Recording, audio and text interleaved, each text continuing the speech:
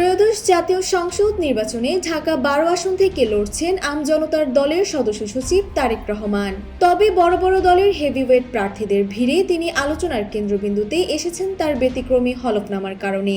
নির্বাচন কমিশনে জমা দেয়া তথ্য অনুযায়ী তারেক রহমানকে এই নির্বাচনের সবচেয়ে নিঃস্ব বা গরিব প্রার্থী হিসেবে ধরা হয়েছে। পেশায় ব্যবসায়ী হলেও তারেক রহমানের হলফনামায় উল্লেখ করা মোট সম্পদের পরিমাণ মাত্র 10,59,143 টাকা। আশ্চর্যের বিষয় হলো তার হাতে নগদ কোনো টাকা নেই, ব্যাংক হিসাবে জমার পরিমাণও সামান্য। ডাচ বাংলা ব্যাংকে তার সঞ্চয় মাত্র 8,855 টাকা। এমনকি নিজের বা স্ত্রীর নামে কোনো বাড়ি, ফ্ল্যাট, কৃষি জমি কিংবা 1 শতক অকৃষি জমিও নেই কোনো গাড়ি, ইলেকট্রনিক পণ্য কিংবা 1 ভরি স্বর্ণালংকার।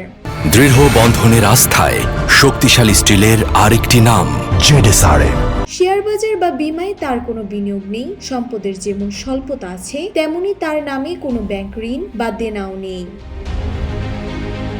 ব্যক্তিগত সম্পদের অভাব প্রসঙ্গে তারেক রহমান জানান, তার বাবা মা এবং শ্বশুরবাড়ির সম্পদ থাকলেও তা এখনো তার বা তার স্ত্রীর নামে হস্তান্তরিত হয়নি। তিনি বলেন, পরিবারের সবাই সুস্থভাবে বেঁচে আছেন, তাই উত্তরাধিকার সূত্রে সম্পদ পাওয়ার সময় এখনো আসেনি।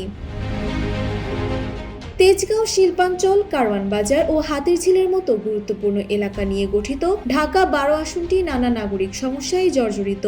এমন একটি ভিআইপি আসনে কোনো বিত্ত বৈভব ছাড়া কেবল জনসমর্থনের উপর ভর করে তারেক রহমান কতটুকু সুবিধা করতে পারবেন, এখন সেটির দেখার অপেক্ষায় সকলে। ডেস্ক রিপোর্ট, জয় জয় দিন।